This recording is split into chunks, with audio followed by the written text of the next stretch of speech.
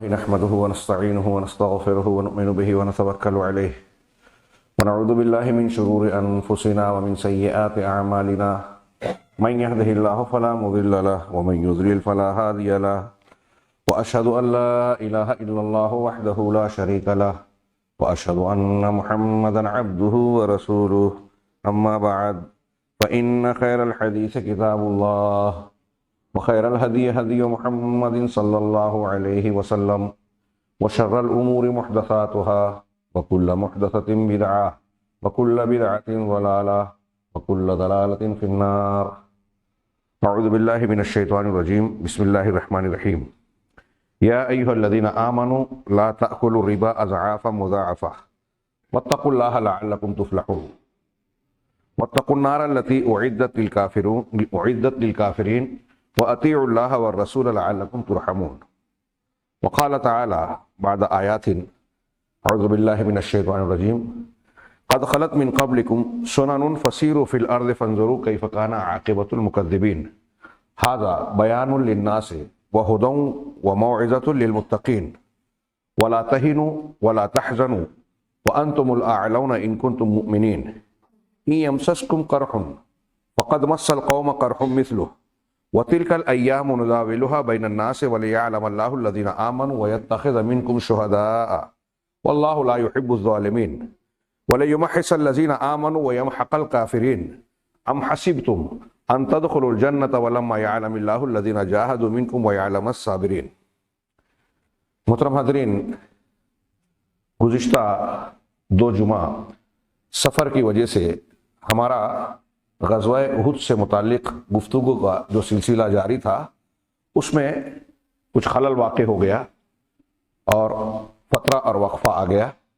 حالانکہ اس غزوے سے متعلق بعض جزوی واقعات اور بہت سارے اہم باتیں باقی ہیں، اور ظاہر سی بات ہے یوں بھی خطبہ جمعہ میں کسی سیرت کے اس طرح کے متعدد پہلو رکھنے والے واقعے کے تمام گوشوں کو سمیٹنا یہ ممکن نہیں ہے.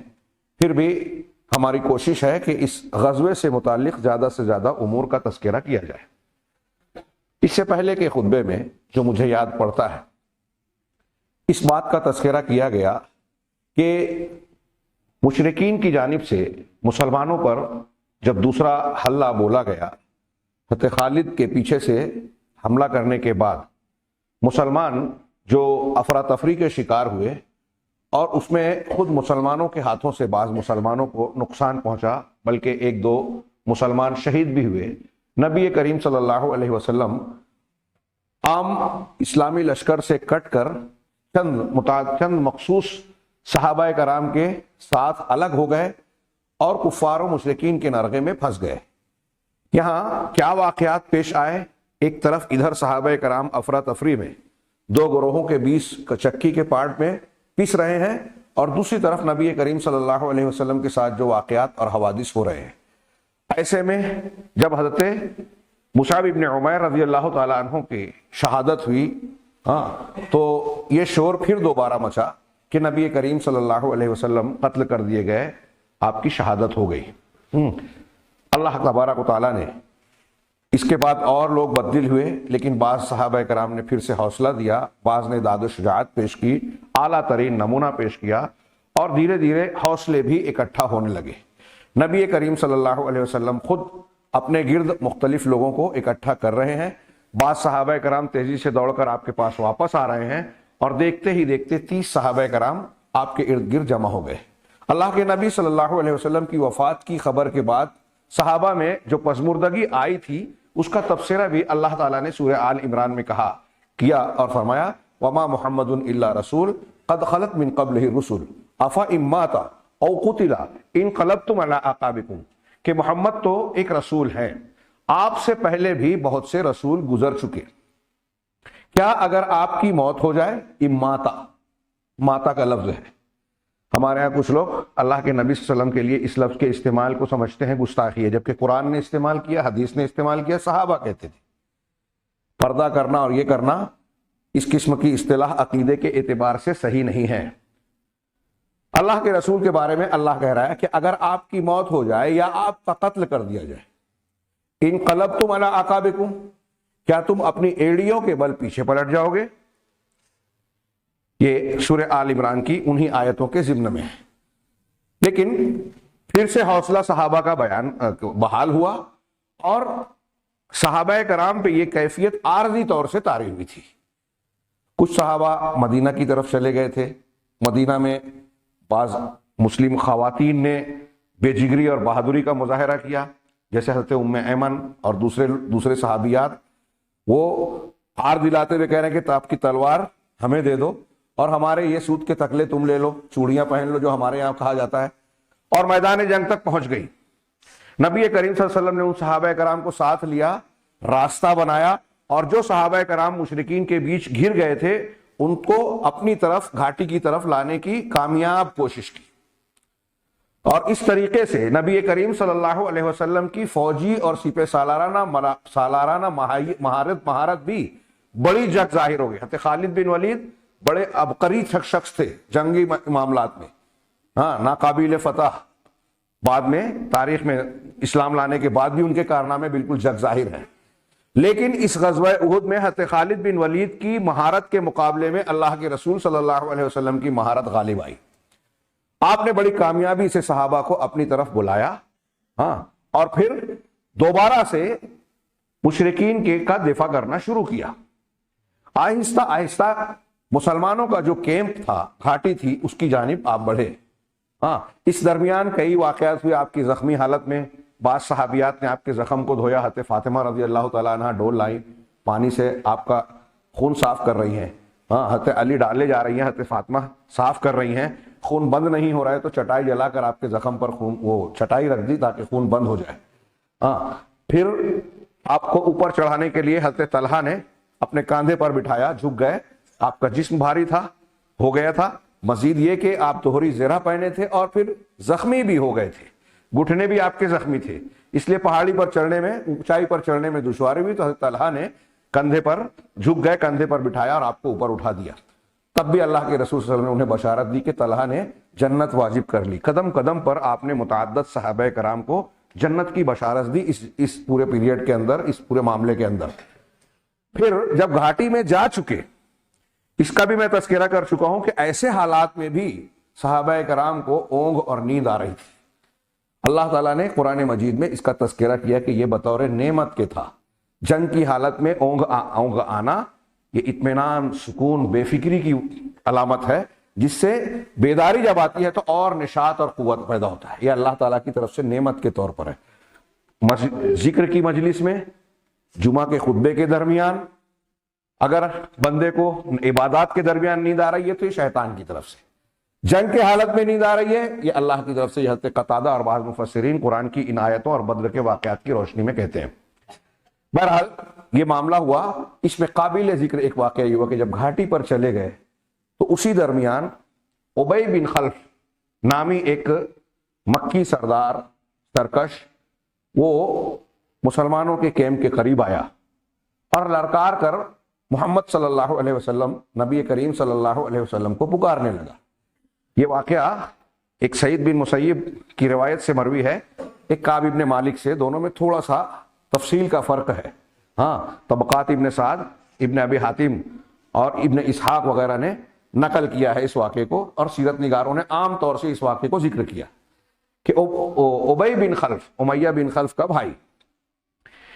اس کی تفصیل یہ بھی ہے کہ یہ شخص مکہ میں اللہ کے رسول صلی اللہ علیہ وسلم کے بارے میں کہتا تھا کہ میں محمد صلی اللہ علیہ وسلم کو ضرور قتل کروں گا، اور ابن مسیب کی روایت میں یہ ہے کہ غزوہ بدر سے قیدی بنا تھا، نکلنے کے بعد اس نے کہا، پیغام بھیجا کہ محمد میرے پاس ایک گھوڑا ہے عود نامی، میں روزانہ اسے 3 سا دانا کھلاتا ہوں، اسی پہ سوار ہو کر ایک دن آؤں گا اور محمد کو صلی اللہ علیہ وسلم کو قتل کروں گا۔ اللہ کے نبی صلی اللہ علیہ وسلم کو جب یہ خبر پہنچی، مکہ میں کہیے یا جہاں بھی، تو آپ نے کہا کہ نہیں، وہ نہیں، انشاءاللہ میں اسے قتل کروں گا۔ یہ شخص آیا اور للکار کر کہا کہ محمد صلی اللہ علیہ وسلم سامنے آؤ، کہاں ہو؟ اگر محمد بچ گیا تو میں نہیں بچوں گا، یعنی یا تو آج وہ رہیں گے یا میں۔ یہ سن کر حضرت ابو دجانہ اور بعض صحابہ آگے بڑھ کر اس کا مقابلہ کرنا چاہا. اللہ کے نبی صلی اللہ علیہ وسلم نے آواز دے کر صحابہ کو روک دیا اور کہا استاخروا استاخروا، پیچھے ہٹو. اور آپ نے حارث ابن سما سے ایک چھوٹا سا حربہ، چھوٹا تیر لیا اپنے ہاتھوں میں اور آپ سوار ہوئے. یہ ابی بن خلف نیچے سے اوپر تک آہن پوش تھا، ہاں اوپر زرہ اور نیچے جنگی لباس پہنے ہوئے تھا.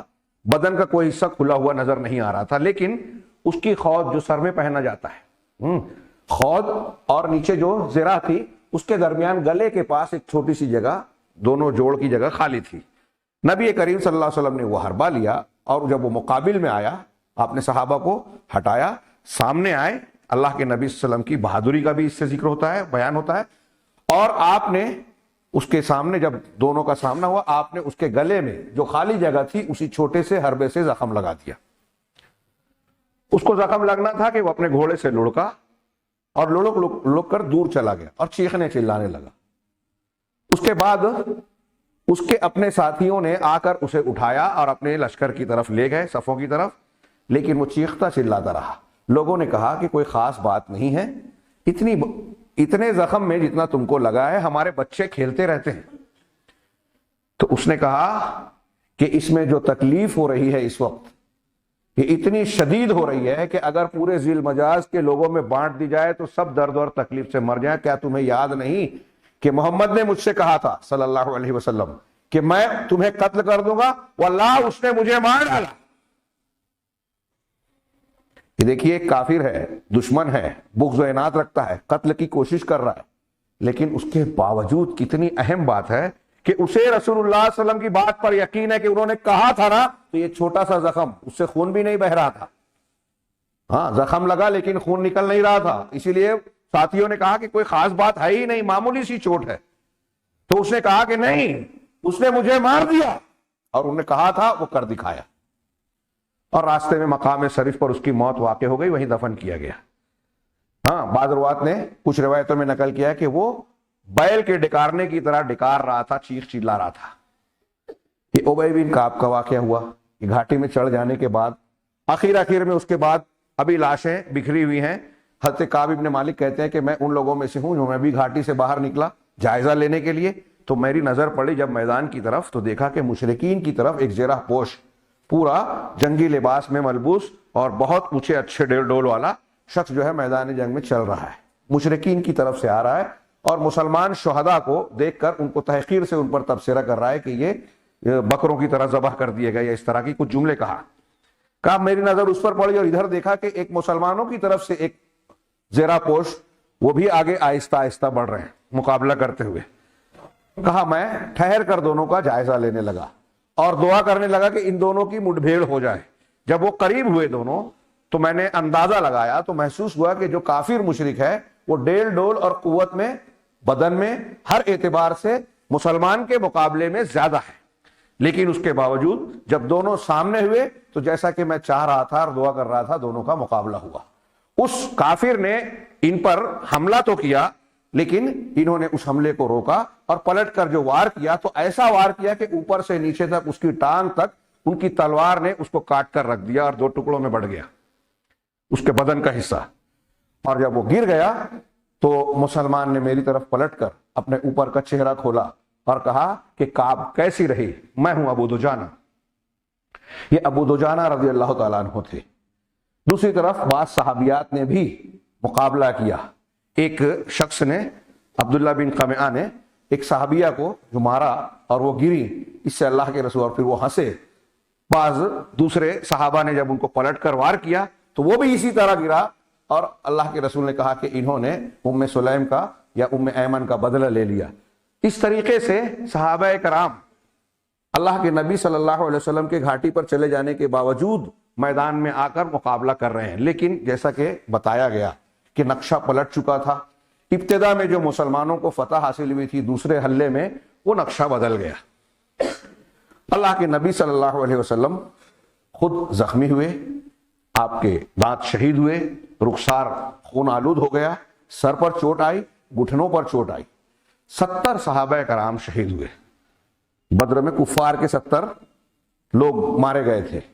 ہاں اس کے بدلے میں یہاں دیکھیے کہ احد میں 70 صحابہ کرام اس دوسرے حملے کے بعد شہادت کا جام نوش کرتے ہیں، قیدی کوئی نہیں بنایا گیا، ہاں، اور مال غنیمت بھی مسلمانوں کی طرف سے انہوں نے، اسی لیے یہاں ایک سوال یہ بھی کچھ لوگ بحث کرتے ہیں لمبی چوڑی کہ کیا غزوہ احد میں مسلمانوں کی شکست ہو گئی تھی؟ پڑھا بعد میں ہلکا ضرور ہوا، لیکن جنگی اصولوں کی تحت لوگوں نے بحث اور نتیجے کے طور پر کہا کہ اسے شکست نہیں کہا جا سکتا۔ کیوں؟ اس لیے کہ کفار نے اپنا مقصد حاصل نہیں کیا، مسلمانوں کے کیمپ پر قبضہ نہیں کیا، مال غنیمت مسلمانوں کا حاصل نہیں کیا، قتل میں مسلمان زیادہ ہوئے، مقتول شہید، لیکن وہ کسی ایک مسلمان کو بھی قیدی نہیں بنا سکے۔ اور عرب کا اصول تھا کہ اگر جنگ ہوتی تھی تو فتح پانے کے بعد میدان جنگ میں 3 دن تک قیام کرتا تھا، کفار مسلمانوں کی موجودگی میں ہی میدان چھوڑ کر نکل گئے،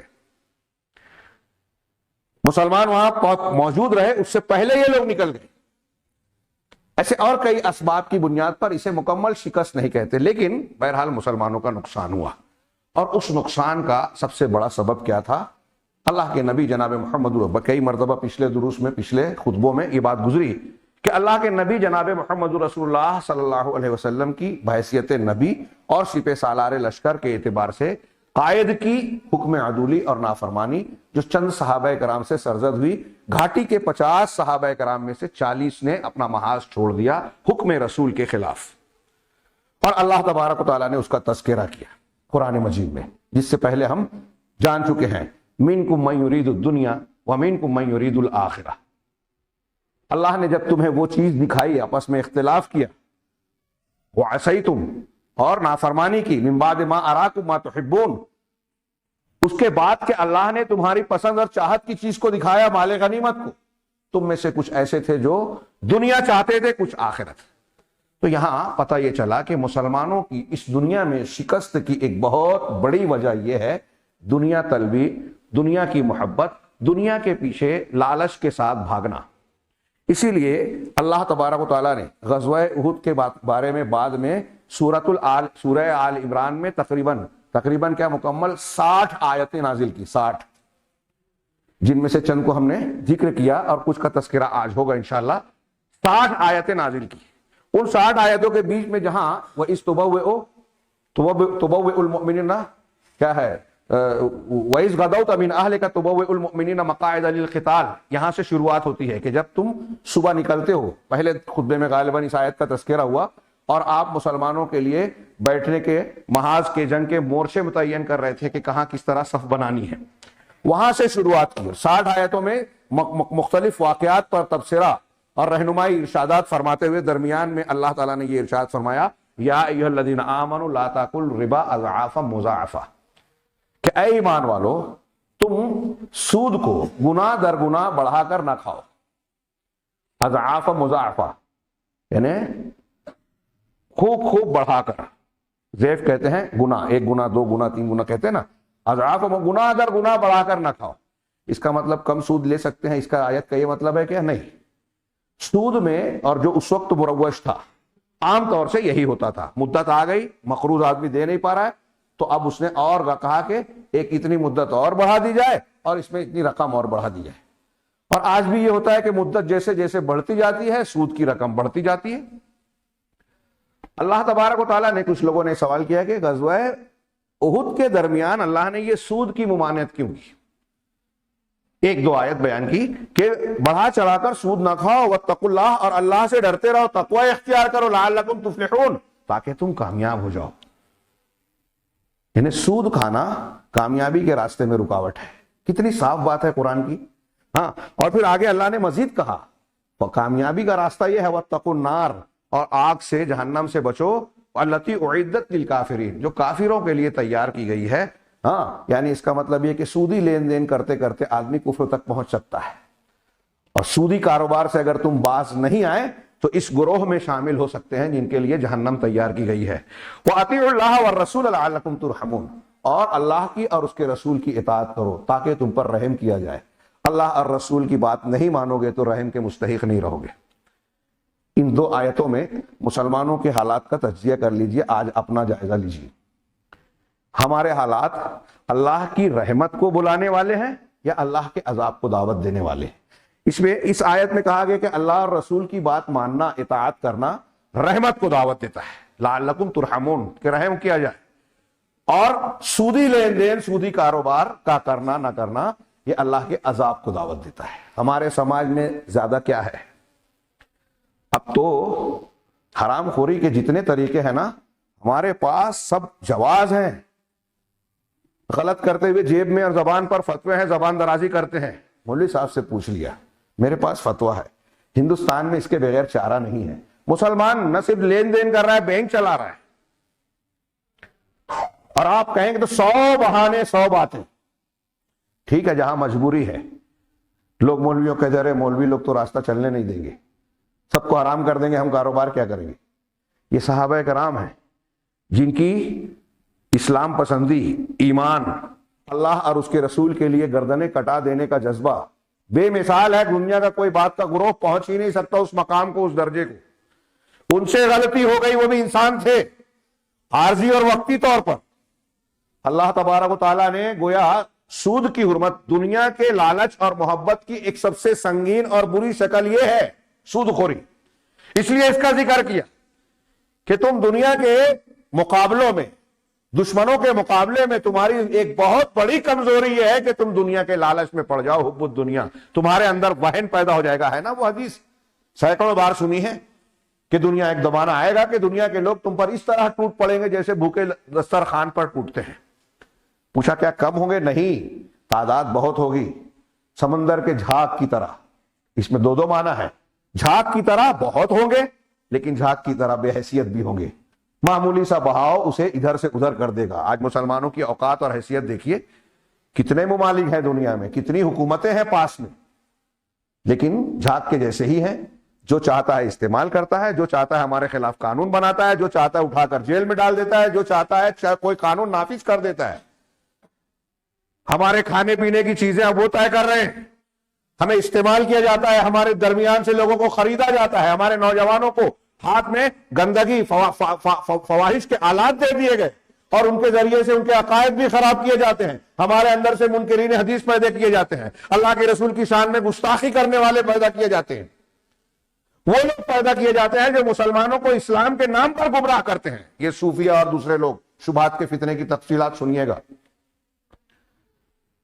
بات کڑوی لگتی ہے، بری لگتی ہے۔ ہم آنکھیں بند کر لیں مسائل ختم نہیں ہو جائیں گے، یہ حل نہیں ہے۔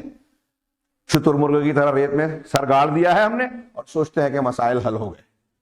خطرات منڈلا رہے ہیں چاروں طرف سے، ہم اور ہمارے گھر، ہماری نسلیں گری ہوئی ہیں، اور اس کا ایک بہت بڑا سبب ہے یہ اللہ اور رسول کی بات نہ ماننا اور دنیا کی محبت میں اندھے ہو جانا۔ صحابہ کرام کی اس غلطی کا تذکرہ کر کے یہ سود کے بارے میں گویا اس اشارہ کیا جا رہا ہے کہ مسلمانوں کی کمزوری، دشمنوں کے غالب ہونے کی ایک بہت بڑی وجہ اس حدیث میں جو بیان کیا گیا کہ تمہارے دل میں وہن پیدا ہو جائے گا، دشمنوں کے دل سے تمہاری ہیبت ختم ہو جائے گی، تب یہ دسترخوان کے کھانے کی طرح مسلمانوں کو سب لوگ نوچیں گے، اور نوچ رہے ہیں آج۔ اور یہاں بھی کہا سود کو گناہ در گناہ بڑھا کر نہ کھاؤ، اور صحابہ کو بتایا کہ تم کو پہلے اللہ نے فتح نصیب کر دی تھی، دے دی تھی، لیکن جب تم کمزور پڑ گئے، اختلاف کیا اور اللہ کے رسول کی نافرمانی، حکم عدولی کی۔ کیوں؟ منکم من یرید الدنیا، تم میں سے کچھ ایسے تھے جو دنیا چاہتے تھے۔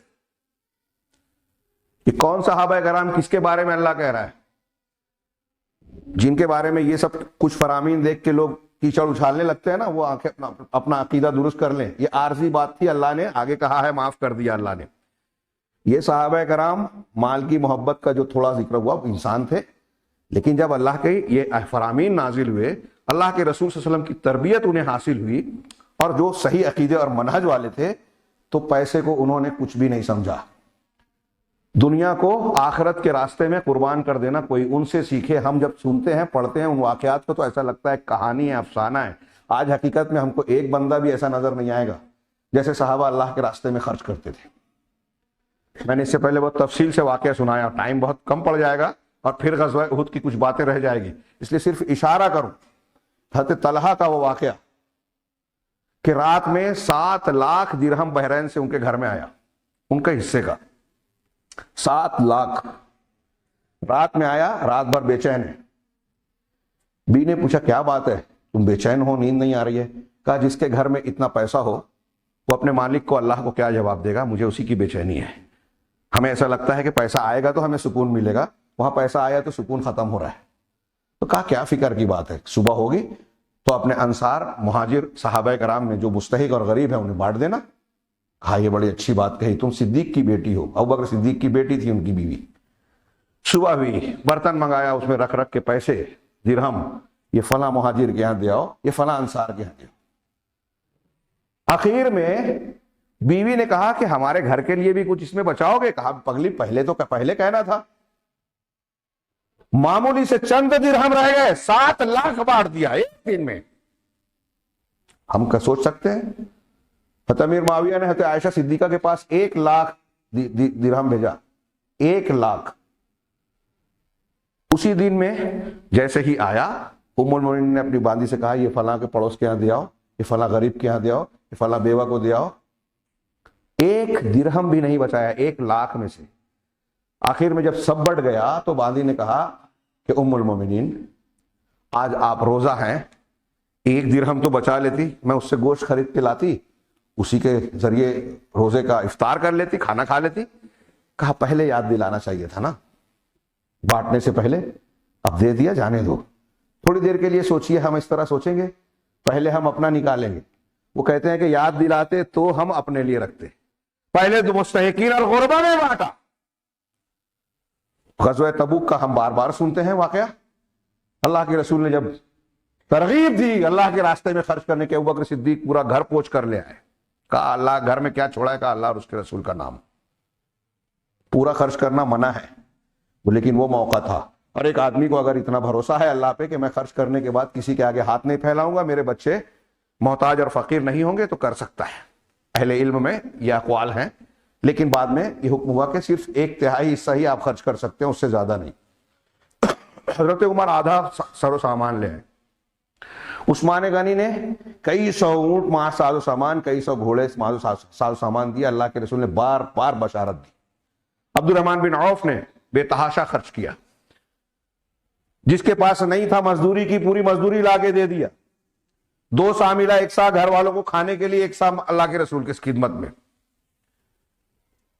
ہم جب پڑھتے ہیں وہاں صحابہ کا معاملہ, ہاں ہمارے یہاں اگر کسی کی موت ہوتی ہے, آج کل کا معاملہ, سب سے پہلی فکر یہ ہوتی ہے قریبی رشتہ داروں کو کہ چھوڑا کیا. ماں باپ نے اگر کم چھوڑا ہے تو بیٹے اب ایسے ایسے نالائق ہیں, کہتے ہیں ابا نے ہم کو دیا کیا, چھوڑا کیا, ہمارے لیے بنایا کیا, شکایت کرتے ہیں. بڑے افسوس کی بات ہے. مال کی محبت, دین, دنیا, والدین کا حق, تقدیر, ایمان, یہ چیزیں ہیں ہی نہیں ہمارے بچوں میں, اس لیے کہ ہم نے خود نہیں سیکھا تو کیا سکھائیں گے. صحابہ کرام میں آپ دیکھیے, امیری غریبی تو اللہ کی دی ہوئی ہے. کوئی باپ چاہتا ہے میرا بیٹا پریشان ہو, میں اپنے بیٹے کو پریشان کروں؟ نہیں چاہتا. لیکن اب ویسا ہے, اس کا مطلب یہ اللہ کی مشیت اور تقدیر ہے. آپ غریب ہیں اللہ کے چاہنے سے غریب ہیں, امیر ہیں اللہ کے چاہنے سے, خوبصورت ہیں بدصورت ہیں, چھوٹے ہیں بڑے ہیں, ناٹے ہیں لمبے ہیں, اللہ کے چاہنے سے. آپ اگر اس پر شکوہ شکایت کر رہے ہیں تو باپ پر نہیں, اللہ پہ اعتراض کر رہے ہیں. یہ حسد جلن اسی لیے منع ہے کہ اللہ کی تقسیم اور نعمت کے دینے نہ دینے پر آپ کو اعتراض ہو رہا ہے. بہرحال اللہ, صحابہ کرام میں آپ پڑھیے واقعات. کسی کا انتقال ہوتا تھا اور دوسرے صحابہ ملتے تھے تو ان کے بیٹوں سے, رشتہ داروں سے پہلا سوال عام طور سے ملے گا کہ کیا میرے بھائی نے کوئی قرضہ چھوڑا ہے؟ ہاں اتنا ہے, ٹھیک ہے, وہ قرضہ میرے حوالے کر دو, میں ادا کرتا ہوں, میں ذمہ لیتا ہوں. تدفین سے پہلے صحابہ اللہ کے رسول, اگر آپ کے پاس آپ ذمہ لیتے تھے, نہیں ہوتا تھا تو بعض صحابہ ذمہ لیتے تھے, تب نماز جنازہ پڑھی جاتی تھی. مسلمان میت کے پہلے معاملات دیکھے جاتے تھے, لین دین دیکھا جاتا تھا.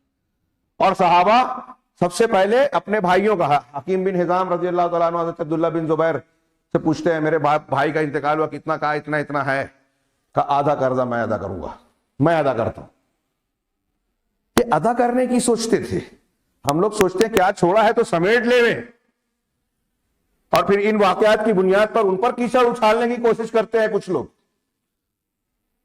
یہ وقتی کچھ معاملات اور حالات ایسے آئے کہ ہمیں بعض بشری چیزیں، اور یہ چیزیں ہوئی تو ہم کو سبق ملا، ورنہ حقیقت میں صحابہ کرام ایمان، فدائیت، اللہ اور اس کے رسول کی اتباع، محبت کا جو اعلیٰ ترین نمونہ کوئی انسان پیش کر سکتا تھا وہی صحابہ کرام نے پیش کیا، اس کی نظیر نہیں ملتی۔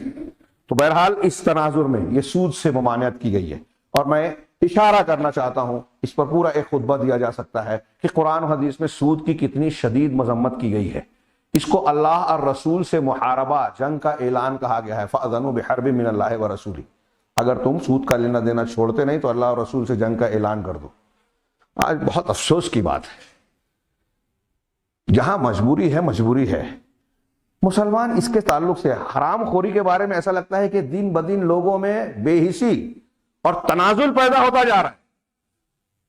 سودی لین دین کرتے ہیں، کہا اب کیا کریں گے، دارالحرب ہے، اس کے بغیر ترقی نہیں کر سکتے۔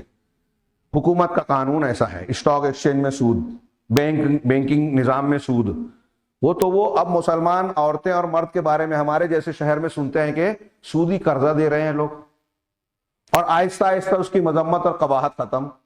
سیاسی میدان میں لین دین، کمیشن خوری اور اس طرح کی بات کہتے ہیں سیاست کی ضرورت ہے، وہ یہ حرام خوری کا کوئی مسئلہ ہی نہیں رہا۔ اسکول کالج چلا رہے ہیں، وہاں ڈونیشن کے نام پہ لوٹ مار مچی ہوئی ہے۔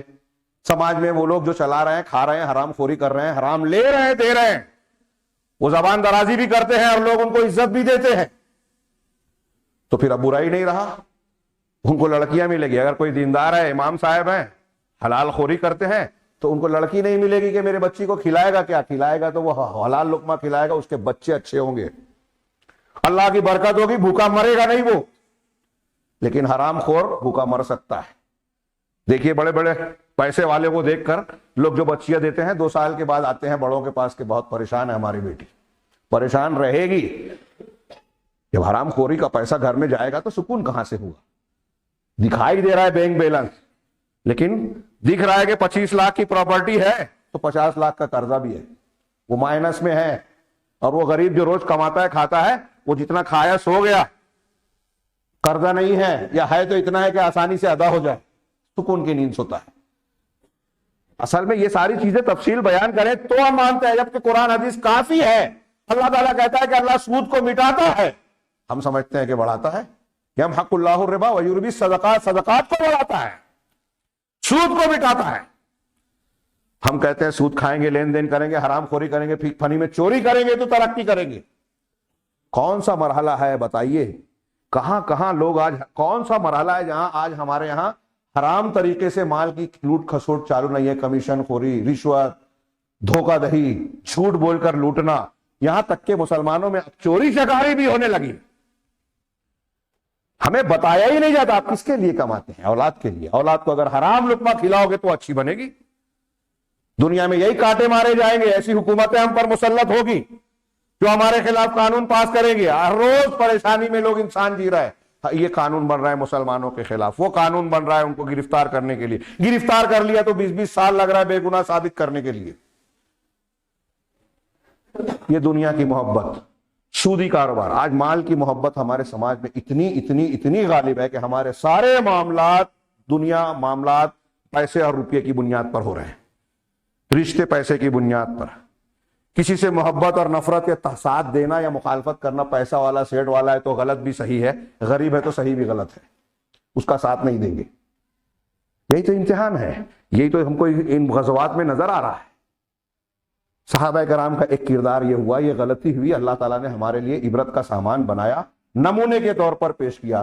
پھر چونکہ صحابہ کرام کی یہ غلطی عارضی تھی، اس لیے اللہ نے اسے آگے معاف بھی کیا، اور ان کو جو اس مقام کی وجہ سے جو نقصان اٹھانا پڑا، شہادت ملی، تو یہ غزوے کی بہت بڑی حکمتوں میں شامل ہے۔ اللہ تبارک و تعالیٰ نے جو قرآن کی آیت میں جو میں نے ابھی پڑھی تھی، وَيَتَّخِذَ مِنْكُمْ شُهَدَاءَ، اس کا ترجمہ کیا لوگوں نے کہ اللہ نے یہ جو شکست دی اس لیے بھی دی، پاسا پلٹا کہ تم میں سے کچھ لوگوں کو اللہ شہادت کا درجہ عطا کرے۔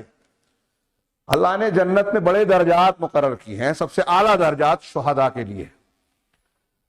شہید کا درجہ 100 درجات ہیں، 100 حوریں ملے گی اسے، اور اس کی ایک خصوصیت یہ ہے کہ شہید مرتا ہی ہے، جیسے اس کی روح نکلتی ہے، دوسرے علیین میں رہتی ہیں نیک روحیں، لیکن شہداء کی روحوں کو اللہ تعالیٰ جنت میں سب پرندوں کے قالب میں رکھتا ہے.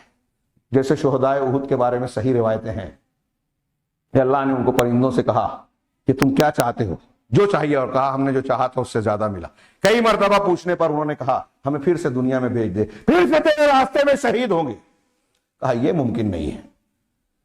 جن سے اللہ پوچھ رہا ہے کہ کیا چاہتے ہو, اور وہ جب کئی مرتبہ کے بعد کہیں گے پھر سے بھیج دے, اللہ ان کو واپس نہیں بھیجے گا کہ میرا اصول اور طریقہ ہے کہ دنیا سے جو آ گیا اس کو دوبارہ نہیں بھیجیں گے. اور ہمارے ہاں ہندوؤں کا یہ عقیدہ, بعض مسلمانوں میں بھی ہے کہ روحیں لوٹتی ہیں, جمعرات کو آتی ہیں کوے کی شکل میں, یہ مشرکین کا عقیدہ ہے. شب برات کو آتی ہیں, روحوں کی عید ہے, یہ غیر مسلموں کا عقیدہ ہے جو مسلمانوں کے نام پر چلی آئی ہے. قرآن اور حدیث اس کا رد کرتے ہیں, کھلا رد. جو ایسا مانتا ہے کہ روحیں بھٹکتی ہیں, آتی ہیں, تو ہندوانہ عقیدہ رکھتا ہے, اسلامی عقیدہ یہ نہیں ہے. تو اللہ تبارک و تعالیٰ نے غزوے کے بعد جو محبت رسول کی مثالیں ہیں, اس میں حضرت سعد کی والدہ جب آئی تو ان کے بیٹے کی شہادت پر بھی اللہ تعالیٰ نے بشارت دی اور کہا کہ تمہارا بیٹا جنت میں ہے, اور جاؤ احد میں شہید ہونے والے صحابہ کے گھر والوں کو خوشخبری سنا دو کہ نہ صرف ان کی بخشش فرمائی ہے رب العالمین نے, بلکہ ان کی سفارش سے ان کے گھر والوں کو بھی معاف کیا, جنت کا وعدہ کیا, ان کے حق میں دعائے خیر کی. اور پھر یہ بھی ہے روایتوں میں کہ جب اللہ تعالیٰ یہ کہے گا کہ ٹھیک ہے دوبارہ میں نہیں بھیج سکتا, تو ان شہداء کی روحوں نے کہا کہ ٹھیک ہے ہمارے گھر والوں میں, دنیا میں مسلمانوں کو, ہمارے قریبی لوگوں کو ہماری طرف سے یہ پیغام بھیج دے کہ ہم بہت مزے سے ہیں. اللہ تعالیٰ نے سورہ آل عمران کی ان کے جواب میں یہ آیت نازل کی, لا تقولوا لمن يقتل فی سبیل اللہ اموات بل احیاء عند ربہم یرزقون, کہ جو اللہ کے راستے میں شہید ہوئے انہیں مردہ نہ کہو, وہ زندہ ہیں. لیکن کیسے کہ تم ان کی مزار پہ چکر کاٹنے لگو؟ نہیں, زندہ تو ہیں, لیکن سورہ بقرہ میں کہا لاکن لا تشعرون, تم سمجھتے نہیں. یہ دنیا کی زندگی ان کی زندگی ایک جیسی نہیں ہے, الگ ہے, اس سے بہتر ہے لیکن اس سے الگ ہے. ہاں, اور وہاں کہا عند ربہم یرزقون, اپنے پروردگار کے پاس ان کو روزی دی جا رہی ہے, انہیں جنت میں وہ روزی پا رہے ہیں. یہ مال کی محبت کے تناظر میں, اور پھر صحابہ کے کردار کا میں نے تذکرہ کیا, اور یہی اس جنگ میں صحابہ کرام کی فدائیت اور محبت کے جو نمونے سامنے آئے. کیسی محبت اللہ کے رسول سے کی. زیادہ موقع نہیں ہے, کچھ واقعات میں بیان کر چکا ہوں. آپ کی طرف آنے والے تیروں کو اپنے بدن پر لے رہے ہیں. حضرت طلحہ, حضرت ابو طلحہ, حضرت ابو دجانہ, ابو عبیدہ بن جراح, اور انصار کے اور دوسرے بہت سارے صحابہ کرام, ان لوگوں نے کیسی فدائیت کا. ابو عمارہ کا واقعہ میں نے پچھلے ہفتے میں, اس سے پہلے والے خطبے میں بیان کیا کہ جان جا رہی ہے, نبی کریم صلی اللہ علیہ وسلم کے زانوں پر اپنے آپ کو سمیٹ کر لے جا رہے ہیں, مسکرانے لگے, اسی حالت میں روح پرواز کر رہی ہے. یہ جنگ کے خاتمہ جب ہوا, کھاٹی سے نکل کر اللہ کے رسول جائزہ لے رہے ہیں. کسی سے کہا آپ نے, غالباً حضرت عبداللہ بن مسعود یا کسی صحابی سے کہا کہ مجھے جاؤ دیکھو سعد بن ربیع کے بارے میں خبر لاؤ, اور اگر وہ زندہ ہوں تو انہیں میرا سلام کہنا. یہ سعد بن ربیع انصاری صحابی رضی اللہ تعالیٰ عنہ, یہ وہی ہے جنہیں حضرت عبد الرحمن بن عوف رضی اللہ تعالیٰ عنہ کا مواخاتی رشتہ جوڑا گیا تھا, بھائی بنایا گیا تھا مہاجر اور انصار میں, جن کے بارے میں ہم نے پڑھا بخاری کی حدیث کہ انہوں نے کہا تھا کہ میرے گھر کا آدھا آدھا حصہ کرتا ہوں, آدھا آپ لے لیجئے, 2 بیویاں ہیں, پسند کر لو, ایک کو طلاق دے دوں گا. حضرت عبد الرحمن بن عوف نے کہا تھا کہ اللہ تمہارے مال اور اولاد میں برکت دے, مجھے بازار کا راستہ بتاؤ. ان کے بھائی یہی سعد بن ربیع, کہا ان کو بارے میں معلومات لاؤ. صحابی رسول ڈھونڈتے ہوئے پہنچتے ہیں تو ایک جگہ وہ سانس لیتے ہوئے نظر آتے ہیں. ان کی سانسیں چل رہی ہیں, زندگی کی رمق باقی ہے, بدن پر 70 سے زیادہ گھاؤ لگے ہیں, تیر کے, نیزے کے. صحابی پہنچے اور اللہ کے رسول صلی اللہ علیہ وسلم کا پیغام سنایا. کہا سعد, اللہ کے رسول نے تم کو سلام کہا ہے, اور پوچھا ہے کہ تم کیسا محسوس کر رہے ہو, کیا حالت ہے. کہا اللہ کے رسول صلی اللہ علیہ وسلم کو میرا سلام کہنا, جواب دینا, اور بتانا کہ رسول اللہ صلی اللہ علیہ وسلم میں کیسا ہوں. مجھے 70 سے زیادہ زخم لگے ہیں, لیکن مجھے جنت کی خوشبو آ رہی ہے, میں جنت کی خوشبو محسوس کر رہا ہوں. اس کے بعد کہتے ہیں کہ میری قوم انصار سے کہنا کہ اگر تم میں سے کسی کی آنکھ کی پلک جھپک رہی ہے اور ایسے میں اللہ کے رسول صلی اللہ علیہ وسلم تک دشمن پہنچ کر نقصان پہنچا دے تو تمہارے لیے کوئی عذر باقی نہیں رہے گا. سوچئے تھوڑی دیر کے لیے، جان جا رہی ہے، پتہ ہے ابھی روح نکل جائے گی، ایسے میں نصیحت اور وصیت کس کے بارے میں کر رہے ہیں؟ اپنی اولاد کے بارے میں نہیں، اپنے بارے میں نہیں، نبی کریم صلی اللہ علیہ وسلم کے بارے میں اپنی قوم کو کہہ رہے ہیں کہ آپ کی حفاظت کرنا ہم نے وعدہ کیا ہے، اگر آپ کو نقصان پہنچ گیا اور تم میں سے کوئی زندہ ہے، کوئی ایک بھی زندہ رہا اور اللہ کے رسول اللہ کو نقصان پہنچا تو ہمارے لیے عذر باقی نہیں رہے گا۔ کیسی محبت تھی اللہ کے رسول سے، یہ محبت اہل علم نے لکھا، صحابہ کرام نے جو رسول اللہ صلی اللہ علیہ وسلم سے محبت کی جو دنیا کے لیے ناقابل فہم ہے، کسی لالچ اور دنیاوی غرض کے لیے نہیں تھی جیسے ہمارے لیے ہاں ہوتی ہے، کسی ادارے اور دباؤ کی وجہ سے نہیں تھی کہ اوپر سے کہا گیا ہے کہ تم اس کی بات مانو تو مانی جا رہی ہے، کسی رسمی اور دنیاوی دوسرے روابط کی بنیاد پر نہیں کہ میں اس کے ساتھ ایسا کروں گا تو میرا فائدہ ہوگا۔ ہمارے ہاں تو کبھی کبھی باپ بیٹے اور بیٹے باپ کی محبت بھی مطلب کی بنیاد پہ نظر آتی ہے کہ یہ میرا وارث اور سہارا ہے، بڑھاپے میں میرا سہارا لاٹھی بنے گا، اب بیٹا باپ کو اس لیے مان رہا ہے کہ کما رہا ہے، کمانا بند ہو گیا تو اس کی اہمیت کم ہو گئی، بیوی کی زیادہ ہو گئی، یہ ہم سماج میں دیکھ رہے ہیں۔ یہاں ہماری حقیقی محبتیں بھی نقلی بن گئی ہیں، اور وہاں کیسی محبت کی صحابہ کی۔ اللہ کے نبی صلی اللہ علیہ وسلم کے گرد جب حملہ ہو رہا ہے تو گھیرا ڈال لیا، 7 انصاری صحابی شہید ہوتے ہیں، کسی نے حرف شکایت نہیں دی، کسی انصاری نے یہ نہیں کہا، کسی صحابی نے کبھی یہ نہیں کہا کہ اللہ کے رسول کی وجہ سے مجھے تکلیف پہنچی، بلکہ خوشی کا اظہار کرتے تھے۔ سعد بن ربی کہہ رہے ہیں اگر ان کو زخم پہنچ گیا، آپ کو نقصان پہنچا، قوم کے لیے عذر نہیں رہے گا، اور اسی میں آپ کی روح پرواز کر گئی۔ اسیرم، میں تذکرہ کر دوں صرف برسبیل تذکرہ، اسیرم ایک صحابی، ان کو بھی آخر میں دیکھا کہ ان کی بھی سانسیں چل رہی ہے، کہا تم تو کافر تھے، ایمان والے نہیں تھے، کیسے آ گئے؟ کہا جب اللہ کے رسول صلی اللہ علیہ وسلم نکل گئے تب میں نے اللہ اور اس کے رسول پر ایمان لے آیا، اور رسول اللہ صلی اللہ علیہ وسلم کی حمایت میں یہاں میدان میں آیا، اور میری کیا حالت ہے تم دیکھ رہے ہو۔ لوگوں نے جا کے رسول اللہ صلی اللہ علیہ وسلم نے تذکرہ کیا، اسیرم نام کی شخصیت، اسیرم کا ایسا معاملہ ہوا، آپ نے کہا وہ جنت میں ہے، مسلمان ہوا۔ حضرت ابو ہریرہ مدینہ کے بچوں سے سوال کرتے تھے کہ وہ کون سا شخص ہے جس نے ایک وقت کی بھی نماز نہیں پڑھی، ایک وقت کے بھی، اور جنت میں چلا گیا؟ وہ یہی اسیرم تھے۔ یہ مسلمان ہوئے، غزوہ احد میں آئے، مقابلہ کیا، شہید ہو گئے، جنتی ہو گئے، کوئی نماز کا وقت آیا ہی نہیں ان کے مسلمان ہونے کے بعد، ظہر کا وقت بھی نہیں آیا تھا، فجر کے بعد والے وقت میں اسلام لائے تھے، اور ظہر آنے سے پہلے شہید ہو گئے، تو ایک وقت کی بھی نماز نہیں پڑھی اور جنت میں گئے۔ قزمان یہودی یہ بھی شریک ہوا، اس سے پوچھا کس لیے آئے تھے؟ کہا ہمارا علاقہ وطن ہے، اس پر حملہ ہوا اس لیے میں نے دفاع کے لیے کیا، وطنیت کے لیے کہا۔ اللہ کے رسول نے بتایا کہ وہ جہنمی ہے، جہنم میں ہوگا، وطن کے لیے آیا تھا، دین کے لیے نہیں۔ اسی طریقے سے ایک مخیرق تھا، وہ بھی یہودی تھا لیکن مسلمانوں کے ساتھ آیا اور مارا گیا، اللہ کے رسول اس کی تعریف کرتے تھے کہ وہ اچھا یہودی تھا۔ تو بعض یہود بھی آئے، ہاں، کوئی مسلمانوں کی علاقے کے اعتبار سے ساتھ اور دوستی کی بنیاد پر، وطن کے اعتبار سے، لیکن صحابہ کرام کا جو معاملہ تھا اور جو مثالیں ہم نے دیکھی اس میں ہم یہ اندازہ نہیں لگا سکتے کہ مسلمانوں کی محبت کا درجہ کیا تھا اور ان کی بہادری کی سیما اور حد کیا تھی۔ بہادری کی سیما، حد، ایک مسلمان بہادر کیوں ہوتا ہے؟ ایک عقیدہ کے موت کا جو وقت مقرر ہے اس سے ایک لمحہ آگے پیچھے نہیں۔ انہی آیتوں کے درمیان اللہ نے کہا ہاں وَمَا كَانَ لِنَفْسٍ أَن تَمُوتَ إِلَّا بِإِذْنِ اللَّهِ كِتَابًا مُؤَجَّلًا،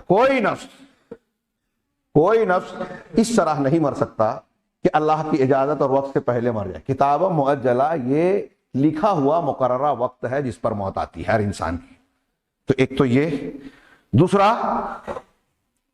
اللہ تبارک و تعالیٰ نے جو وقت مقرر کیا اس کے بارے میں اللہ نے مسلمانوں سے اس ضمن میں کہا وَلَا تَهِنُوا فِي ابْتِغَاءِ الْقَوْمِ، کہ قوم کے پیچھے پڑنے میں تم ڈھیلے مت پڑو، دشمنوں کا مقابلہ کرنے میں۔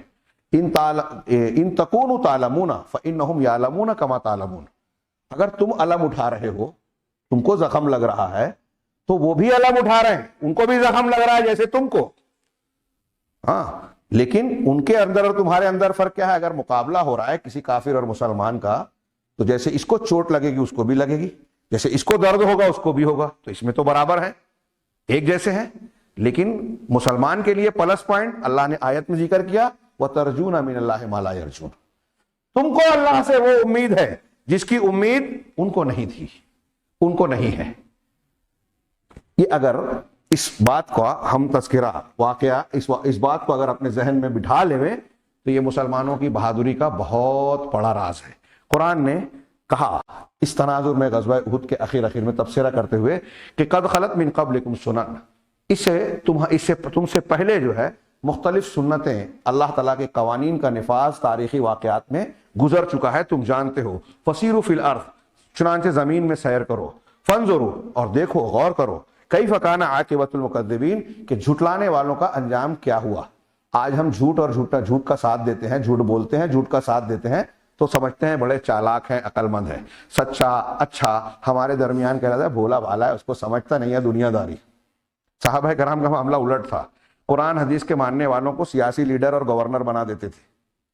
ہمارے یہاں بولتے ہیں کہ ان کو سیاست نہیں آتی، مسجد کے امام کو، مولوی صاحب کو. ہاں کس کو آتی ہے؟ جاہلوں کو، گنڈوں کو. ہاں ابھی لوگ کہتے ہیں کہ آج ہماری سیاست اتنی خطرناک ہے، پبلک زیادہ نقصان دہ ہو گئی ہے. ہم لیڈروں کو برا کہتے ہیں، اس سے زیادہ خطرناک عوام ہے. کہا کیوں؟ کیسے؟ کہا محلے کا، علاقے کا سب سے زیادہ اچھے اخلاق والا انسان کھڑا کر دو آپ الیکشن میں، کتنے ووٹ ملے گے اس کو؟ وہ جیتے گا. آج ہمارے یہاں لوگ پوچھتے ہیں، خواتین پوچھتی ہیں کتنا پیسہ دو گے، ووٹ دب دیں گے، اور پھر روتے ہیں گندگی ہے، سڑک نہیں بن رہی ہے، ہمارے بچے بیمار پڑ رہے ہیں، ہماری طرف توجہ نہیں ہے. آپ چوروں کو، اچکوں کو، کمیشن خوروں کو آگے بڑھائیں گے اور پھر امید رکھیں گے کہ یہ ہمارا خیر کریں گے. تو زیادہ خطرناک تو یہ ہے. آپ دنیا کے پیچھے بھاگ رہے ہیں تو اللہ تعالیٰ کی رحمت کہاں سے ملے گی؟ پورا آواں کا آواں بگڑا ہے. کہاں سے تربیت کریں، کیسے اصلاح کریں؟ لگتا ہے کہ ناممکن ہے. کوئی بات کرے تو بولیں گے کہ کوئی فائدہ نہیں ہے. بھیک مانگنے والے کو بھیک سے روکنے کے لیے کہتے تو لوگ بولتے کہ بھائی اس کے خلاف تحریک چل. میرا تجربہ ہے، کئی لوگوں کو سمجھایا کہ مسلمان اس طرح بھیک مانگ رہے ہیں، اس کا کچھ علاج کرنا چاہیے. اتنی تنظیمیں، اتنے لوگ کا کوئی فائدہ نہیں. جو مانگ رہا ہے آپ کتنا دے دو، لاکھ دے دو، وہ مانگے گا. ابھی اسکوٹر پہ لوگ بھیک مانگنے آتے ہیں، گاڑی پہ چلتے ہیں، قرضہ دیتے ہیں بھیکاری اور فقیر لوگ. کیوں؟ یہ اصلاح کیوں نہیں ہو رہی ہے؟ کیا یہ راستے بند ہیں؟ یہ دعوت اور یہ شریعت کی تعلیمات کیا ہمیں اسی لیے بتائی گئی ہے؟ غزوہ احد کے اسباق میں سے ایک سبق یہ ہے کہ ہمیں دعوت کا کام ہر حال میں کرنے رہنا چاہیے. علامہ ابن قیم وغیرہ نے اس غزوے میں مسلمانوں کی شکست پر کیا کیا سبق ہیں، یا اس غزوے کے واقعات میں کیا کیا، بڑا لمبی چوڑی بحث کی علامہ ابن قیم نے، ابن حجر الاسقلانی نے، دوسرے سیرت نگاروں نے. اس میں یہ کہ مسلمان اور منافق چھٹ جائیں، کٹ جائیں. ہاں اگر مسلمان فتح ہی فتح پاتے رہیں گے تو بے ایمان لوگ بھی مسلمانوں کے ساتھ گھس جائیں گے. شکست ہی شکست سے دوچار رہیں گے تو اللہ تعالیٰ کا دعوت کا مقصد حاصل نہیں ہوگا، اللہ کے وعدے پورے نہیں ہوں گے. لہذا حکمت کسی میں ہے کہ کبھی مسلمانوں کو فتح ملے، کبھی شکست. بدر میں فتح ملی، یہاں شکست ہوئی. پوری شکست نہیں جیسا کہ میں نے کہا، لیکن سمجھانے کے لیے کہہ رہا ہوں. یہاں ایسا ہوا، اسی میں منافقین کا پردہ فاش ہوا، بے نقاب ہوئے. کون لوگ منافق ہے، کون سچے پکے مسلمان ہیں، فداکار ہیں، سچی محبت والے ہیں، جنت کے حقدار ہیں. تو مسلمانوں کا کردار الگ ہوا، منافقین کا کردار الگ ہوا. کافروں کا کردار بھی کہ مسلمانوں کی نفرت اور مخالفت میں وہ اپنے انجام کو پکا کر رہے ہیں اللہ کے سامنے. مسلمانوں کو مار کر وہ اپنے لیے جہنم میں ریزرویشن کر رہے ہیں اسلام کی مخالفت کر کے.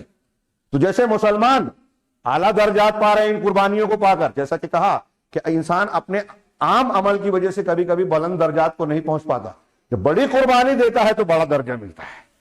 غزوہ احد میں ان صحابہ کرام کو بڑا درجہ دینے کے لیے اللہ نے یہ معاملہ کیا کہ ان کو شہید کا اعلیٰ درجہ عطا کیا، اعلیٰ مقام سے نوازنے کے لیے یہ کیا. پھر فتح و شکست کے اصول بھی معلوم ہے کہ لالچ کرو گے، اللہ کے رسول کی نافرمانی کرو گے، آپس میں اختلاف کرو گے تو شکست سے دوچار ہوگے، جیسا کہ غزوہ احد میں ہوا. اور آپس میں اگر اتفاق ہوگا، نبی کی پیروی اور اتباع ہوگی، اللہ کی مدد ملے گی. غزوہ احد کے تناظر میں یہ ساری چیزیں ہمیں جو ہے بطور سبق حاصل ہوتی ہیں. اللہ تبارک و تعالیٰ نے ان کی طرف توجہ دلاتے ہوئے کہا کہ مکذبین کا انجام کیا ہوا ماضی میں دیکھ لو، آج بھی وہی ہوگا اور مستقبل میں بھی وہی ہوگا. آج بھی وہی ہو رہا ہے. تو ہم جھٹلانے والے ہیں، سچے ہیں، جھوٹے ہیں، سچ کا ساتھ دینے والے ہیں یا جھوٹ کا ساتھ دینے والے ہیں، ہمیں طے کرنا ہے. ھذا بیان للناس، یہ لوگوں کے لیے بیان ہے. سارے لوگوں کے لیے قرآن کا یہ بیان ہے، تو لوگ صرف بیان دیکھ رہے ہیں، لیکن جو ایمان والے ہیں، متقی ہیں، وہ ان کے لیے ہدایت اور نصیحت بھی ہے۔ لوگ سنتے ہیں، ایک کان سے سن کے اڑا دیتے ہیں۔ اب ہم صرف عام لوگوں میں سے ہیں کہ قرآن سن کے یوں ہی رکھ دے رہے ہیں، یا پھر ہم متقی ہیں کہ یہ ہمارے لیے ہدایت کا کام دے رہا ہے، ہم ہدایت کے طور پر قرآن کو ماننے کے لیے تیار ہیں یا نہیں ہیں، واعظ و نصیحت کے طور پر قبول کرنے کے لیے تیار ہیں یا نہیں ہیں۔ مسلمانوں کے لیے اصل مسئلہ دشمن نہیں ہے، مسلمانوں کے لیے یہ مسئلہ نہیں ہے کہ ہتھیار کم ہے، پیسہ کم ہے، تعداد کم ہے۔ اللہ نے آگے کہا وَلَا تَهِنُوا وَلَا تَحْزَنُوا، نہ کمزور پڑو، ڈھیلے مت پڑو، ہاں ہمت نہ ہارو، وَلَا تَحْزَنُوا، اور نہ غم و افسوس میں مبتلا ہو جاؤ، وَأَنْتُمُ الْأَعْلَوْنَ إِن كُنتُم مُؤْمِنِينَ، تم ہی سربلند اور اعلیٰ رہو گے اگر تم مومن ہو۔ إِن يَمْسَسْكُمْ قَرْحٌ فَقَدْ مَسَّ الْقَوْمَ قَرْحٌ مِثْلُهُ، اگر تم کو چوٹ پہنچی ہے، زخم پہنچا ہے، میں نے جیسا کہ بتایا 70 صحابہ شہید ہوئے، 70، معمولی نقصان نہیں تھا۔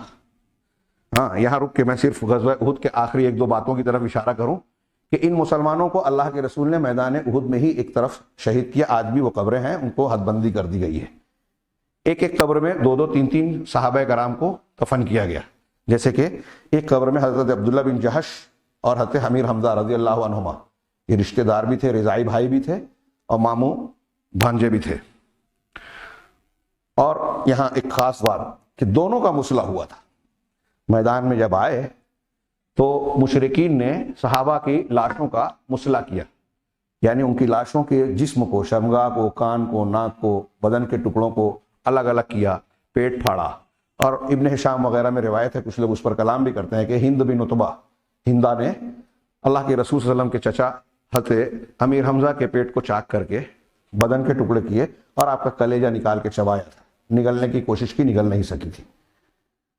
ان کا تذکرہ پہلے کیا جا چکا، اور صحابہ کہتے ہیں کہ ہم نے اللہ کے رسول صلی اللہ علیہ وسلم کو حضرت امیر حمزہ کی شہادت پر جس طرح روتے ہوئے دیکھا کبھی نہیں دیکھا، کہ آپ کی آواز تک نکل گئی، اور ان کی لاش ایسی ہو گئی تھی کہ حضرت صفیہ جو ان کی سگی بہن تھی، حضرت زبیر کی والدہ، اللہ کے رسول صلی اللہ علیہ وسلم کی پھوپھی، جب میدان میں آتی ہیں تو رسول اللہ صلی اللہ علیہ وسلم نے حضرت زبیر سے کہا کہ اپنی والدہ کو روکو، وہ بھائی کی لاش دیکھ نہیں سکیں گی۔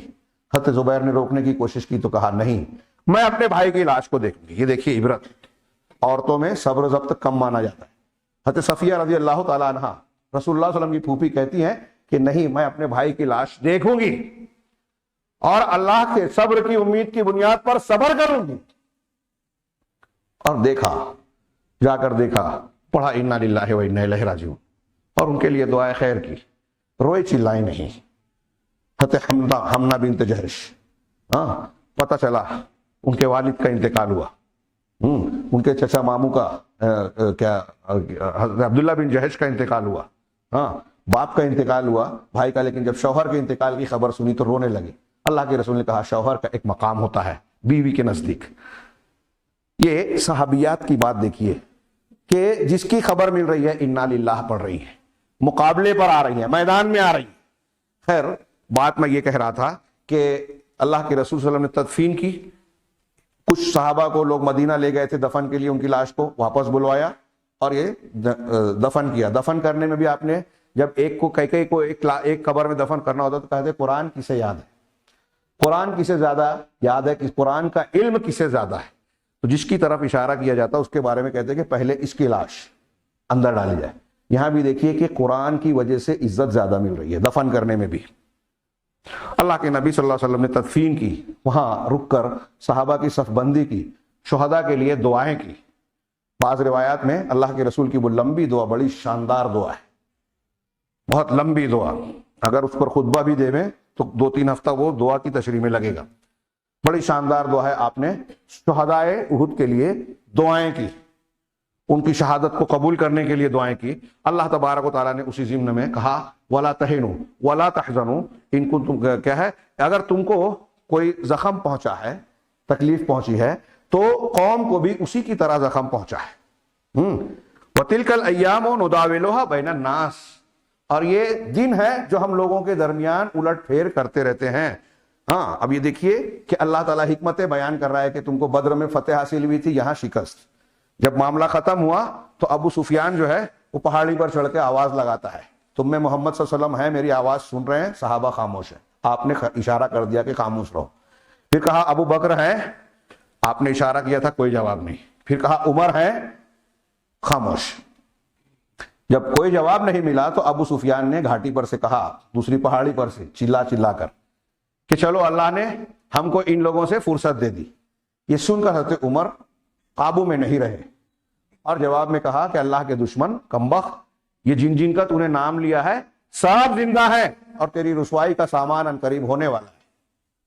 کہا عمر، ہاں تم عمر ہو، آج ہم نے بدر کا بدلہ لے لیا۔ اور پھر اس کے بعد نعرہ لگایا، اعلو حبل، حبل کی حبل بلند ہو، جیسے آج ہمارے بولتے ہیں نا جے ہو، اس نے کہا بلند ہو۔ ہمارے نوجوان سمجھتے ہیں کہ بولنے میں کوئی حرج نہیں، اللہ کے مقابلے میں دوسروں کو پکارنا ہے یہ۔ صحابہ خاموش، اللہ کے رسول کا تم جواب دو۔ کیا جواب دیں؟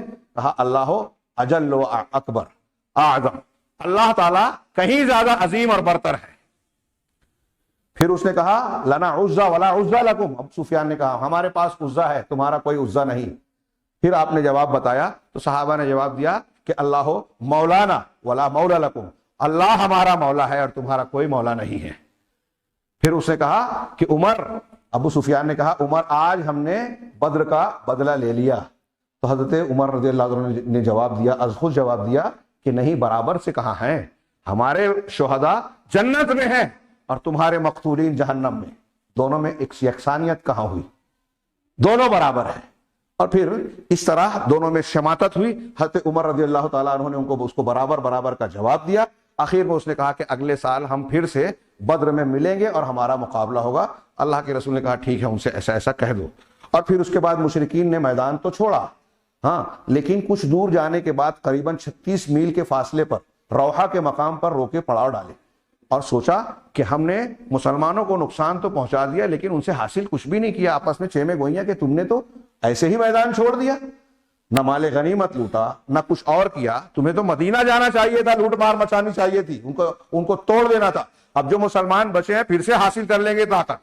صفوان بن امیہ نے روکنے کی کوشش کی لیکن اکثریت کا فیصلہ یہ ہوا کہ نہیں، واپس جانا چاہیے۔ اللہ کے رسول صلی اللہ علیہ وسلم مدینہ تشریف لے آئے، اس درمیان 2-3 جاسوسوں کو پکڑ کے مارا بھی، لیکن پھر خیال آیا کہ ہو سکتا ہے مشرکین اپنے نشے میں واپس لوٹیں اور یہ سوچ کر کے ہم نے مسلمانوں کو نقصان نہیں پہنچایا، واپس آ سکتے ہیں۔ یہ بات کو ختم کر رہا ہوں، کافی طویل ہو گئی لیکن آج یہ موضوع پورا کرنا چاہتا تھا۔ چنانچہ اللہ کے رسول صلی اللہ علیہ وسلم نے صحابہ کرام سے کہا کہ چلو پھر سے ہم ان کے مقابلے اور تعاقب میں چلیں۔ ویسے میدان میں بھی آپ نے حضرت علی یا سعد بن ابی وقاص کو بھیجا تھا کہ دیکھو یہ مشرکین جا رہے ہیں، کہیں مدینہ کی طرف تو نہیں جا رہے ہیں، دیکھ کیا، اگر مدینہ کی طرف جائیں گے تو ہم فوراً پہنچ کر مدینہ میں ان سے 2-2 ہاتھ کریں گے۔ اگر یہ اونٹ پر سوار ہو، گھوڑا ان کے بغل میں ہو تو سمجھ لینا مکہ کی طرف جا رہے ہیں، اور اگر گھوڑے پر سوار، ہاں، اونٹ بغل میں ہو، ساتھ ہو تو سمجھ لینا مدینہ کی طرف ہے۔ واپسی میں پیغام ملا کہ نہیں، وہ مکہ کی طرف رخ کر رہے ہیں اور اونٹوں پر سوار ہو کر گھوڑوں کو لے جا رہے ہیں۔ لیکن پھر مقام روحہ پر رکے۔ اللہ کے رسول صلی اللہ علیہ وسلم نے اس اندیشے کی بنیاد پر صحابہ سے کہا تیار ہو، ہاں، شنیچر اور اتوار کی رات، 9ویں شوال کو، 8 اور 9 شوال کے بیچ کی رات، صحابہ کرام زخموں سے چور ہیں، پریشان ہیں۔ اللہ کے رسول نے کہا جتنے لوگ احد میں شریک تھے سب چلے۔ عبداللہ بن ابی بن سلول نے کہا کہ میں بھی چلتا ہوں، کہا نہیں، تم کو اجازت نہیں ہے، یہ واپس آیا تھا۔ لیکن حضرت عبداللہ بن جابر بن عبداللہ نے کہا کہ میں چلتا ہوں، میرے والد نے لڑکیوں کو دیکھ ریکھ کے لیے مجھے روکا تھا، اب وہ شہید ہو چکے ہیں، ہاں مجھے روکا تھا، آپ مجھے اجازت دیں۔ ان کو اجازت ملی۔ مقام حمراء الاسد مدینہ سے 8 میل دور فاصلے پہ، وہاں جا کر آپ نے پڑاؤ ڈالا اور پھر معبد بن ابو معبد کے ذریعے سے ایسا پیغام بھیجا کہ ان کو ڈرایا جائے، کفار اور مشرکین کو۔ وہاں رائے مشورے کے بعد وہ دوبارہ آنا چاہتے تھے، لیکن معبد کے پہنچنے پر انہوں نے جب بتایا کہ مسلمان تو بہت بھڑکے ہوئے ہیں، ان کے وہ مسلمان جو ابھی اس میں شریک نہیں تھے وہ بھی آ گئے ہیں، اگر تم لوگ جاؤ گے تو موت کو دعوت دو گے، تم پر خطرناک حملہ ہوگا۔ ہاں، ان کی باتیں سننے کے بعد مکہ کا لشکر جو ہے حوصلہ ہار گیا اور کہا کہ ہم ایسا کریں گے، اور ایک قافلے کے ذریعے ابو سفیان نے پلٹ کر اعصابی حملے کے طور پر پیغام بھیجا۔ ان کو بھی ڈر تھا کہ کہیں مسلمان واپس نہ آ جائیں، کیونکہ معبد کہہ رہے تھے کہ ہو سکتا ہے کہ ہم بات کرتے تمہارے نکلنے سے پہلے تم مسلمانوں کے گھوڑوں کی پیشانیاں دیکھ لو، وہ پہنچ جائے۔ یہ واپس ہوئے، پھر ادھر قافلہ پہنچا، پھر مسلمان واپس ہوئے۔ ہاں، اللہ تبارک و تعالیٰ نے اسی کے ضمن میں جو یہ بیان کیا، میں ان آیتوں کا ترجمہ کر کے بات کو ختم کرتا ہوں. یہ ایام ہیں جس کو ہم لوگوں کے درمیان الٹتے پلٹتے ہیں. وَلِيَعْلَمَ اللَّهُ الَّذِينَ آمَنُوا، اور یہ گویا وہاں جو الٹ پلٹ ہوئی ہے اس کے مقصد بیان کر رہا ہے اللہ تعالیٰ کہ تاکہ اللہ جان جائے کہ تم میں ایمان والا کون ہے. وَيَتَّخِذَ مِنكُمْ شُهَدَاءَ، ایک مقصد اور فائدہ یہ بھی ہے کہ تم میں سے کچھ کو شہداء، شہید بنائے، شہادت کا درجہ دے. وَاللَّهُ لَا يُحِبُّ الظَّالِمِينَ، اللہ ظالموں کو پسند نہیں کرتا. وَلَيُمَحِّصَ الَّذِينَ آمَنُوا، اور اللہ کا ایک مقصد یہ ہے کہ ایمان والوں کو چھانٹ دے، ان کو تپا کر نکال لے، ممتاز کر دے. وَيَمْحَقَ الْكَافِرِينَ، اور کافروں کو مٹا دے. ام حسبتم ان تدخلوا الجنہ، اسی بات پر ہم اللہ کے فرمان پر ختم کرتے ہیں کہ کیا تم یہ سمجھتے ہو کہ تم جنت میں داخل ہو جاؤ گے. وَلَمَّا يَعْلَمِ اللَّهُ الَّذِينَ جَاهَدُوا مِنكُمْ وَيَعْلَمَ الصَّابِرِينَ، جبکہ اب تک اللہ تعالیٰ نے یہ نہیں جانا، اللہ تو جانتا ہے لیکن یہ واضح نہیں ہوا کہ تم میں سے مجاہد اللہ کے راستے میں قربانی کرنے والا کون ہے اور کون صبر کرنے والا ہے. اللہ سے دعا ہے کہ وہ ہمیں صحیح ایمان کو سمجھنے کی توفیق عطا فرمائے. یہ غزوہ احد سے متعلق کچھ باتیں تھیں، کچھ باتیں رہ گئی ہیں، لیکن میں چاہوں گا خاص طور سے نوجوانوں سے، نہ صرف مردوں سے بلکہ خواتین سے، کہ سیرت کے ان واقعات کا اچھی طریقے سے، گہرائی سے، ایک بار نہیں بار بار مطالعہ کریں.